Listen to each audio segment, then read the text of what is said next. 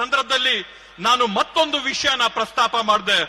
मुझे पता लगा था कि कर्नाटक में ऐसे बहुत सारे लोग हैं जिनके पास जमीन है मगर मालिकाना हक नहीं है. ನನಗೊಂದು ಕರ್ನಾಟಕ ರಾಜ್ಯದಲ್ಲಿ ಮನವರಿಕೆ ಆಗಿತ್ತು.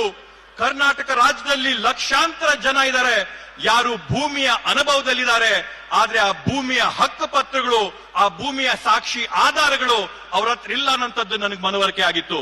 दलित आदिवासी हैमलेट्स को रेवेन्यू विलेज माना ही नहीं जाता था.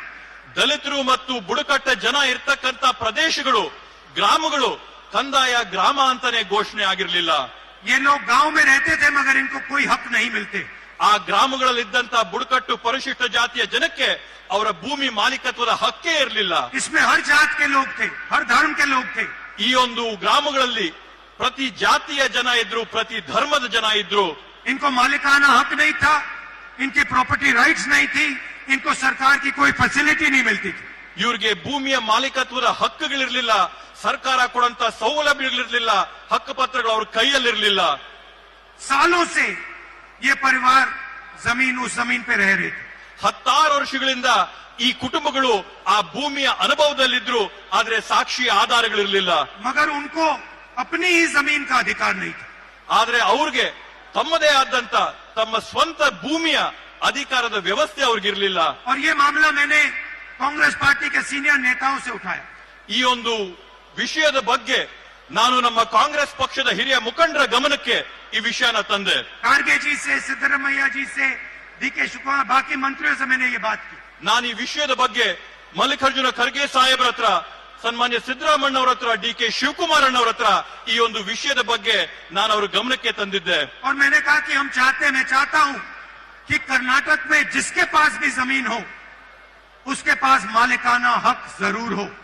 ನನ್ನ ಒಂದು ಉದ್ದೇಶ ಏನಿತ್ತಂತಂದ್ರೆ, ಕರ್ನಾಟಕ ರಾಜ್ಯದಲ್ಲಿ ಯಾರೆಲ್ಲ ಕೂಡ ಭೂಮಿಯ ಸ್ಥಳದ ಅನುಭವದಲ್ಲಿದ್ದಾರೆ, ಆ ಭೂಮಿ ಜಾಗದ ಅನುಭವದಲ್ಲಿರ್ತಕ್ಕಂಥವರೆಲ್ಲರಿಗೂ ಕೂಡ ಹಕ್ ಪತ್ರ ಕೊಟ್ಟು ಅವರ ಮಾಲೀಕತ್ವನ ಅವ್ರ ಕೈಗೆ ವರ್ಗಾವಣೆ ಮಾಡಬೇಕು ಅನ್ನೋದು ನನ್ನ ಉದ್ದೇಶ ಆಗಿತ್ತು.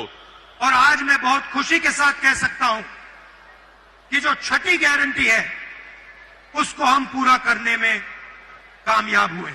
ಇವತ್ತು ನಾನು ಅತ್ಯಂತ ಸಂತಸದಿಂದ ಹೇಳ್ತೀನಿ, ಇವತ್ತು ನಾವೇನಿದು ಭೂ ಮಾಲೀಕತ್ವದ 6ನೇ ಗ್ಯಾರಂಟಿನ ನಾವೇನು ಮನಸ್ಸಲ್ಲಿಟ್ಕೊಂಡಿದ್ವಿ, ಸಂಕಲ್ಪ ಮಾಡಿದ್ವಿ, ಇವತ್ತು ಆ ಸಂಕಲ್ಪನ ಈಡೇರಿಸಿದೀವಿ ಅನ್ನಂತ ಒಂದು ನೆಮ್ಮದಿ, ಸಂತೋಷ, ಶಾಂತಿ ನನಗಿದೆ ಅಂತ ಹೆಮ್ಮೆಯಿಂದ ಹೇಳ್ಕೊತೀನಿ.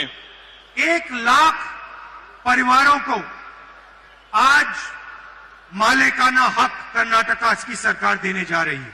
ಇವತ್ತು ಅತ್ಯಂತ ಸಂತಸದಿಂದ ಹೇಳ್ತೀನಿ, ಕರ್ನಾಟಕ ರಾಜ್ಯದಲ್ಲಿರ್ತಕ್ಕಂಥ 1 ಲಕ್ಷ ಕುಟುಂಬಗಳಿಗೆ ಅವರ ಒಂದು ಭೂಮಿಯ ಹಕ್ಕು ಪತ್ರಗಳನ್ನ, ಮಾಲೀಕತ್ವನ ಈ ಒಂದು ಬೃಹತ್ ಕಾರ್ಯಕ್ರಮದಲ್ಲಿ ವರ್ಗಾವಣೆ ಮಾಡ್ತಾ ಇದೀವಿ ಅಂತ ಹೇಳಿ ಹೇಳ್ತೀನಿ.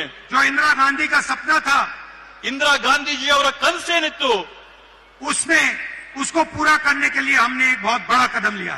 ಆ ಒಂದು ಕನಸನ್ನ ನಾವು ನನಸಾಗಿ ಮಾಡೋದಕ್ಕೋಸ್ಕರ ಈ ಒಂದು ದೊಡ್ಡ ಹೆಜ್ಜೆನ ನಾವಿಟ್ಟಿದ್ದೇವೆ. 2000 हैबिटेशंस को हम रेवेन्यू विलेज घोषित कर रहे हैं. 2000 ಪ್ರದೇಶಗಳನ್ನ ನಾವಿವತ್ತು ಕಂದಾಯ ಗ್ರಾಮಗಳಾಗಿ ನಾವಿವತ್ತು ಘೋಷಣೆ ಮಾಡಿದಂತ ಐತಿಹಾಸಿಕ ತೀರ್ಮಾನ ಮಾಡಿದ್ದೇವೆ. और मैंने ये भी कहा है कि डिजिटल रजिस्ट्री होनी चाहिए.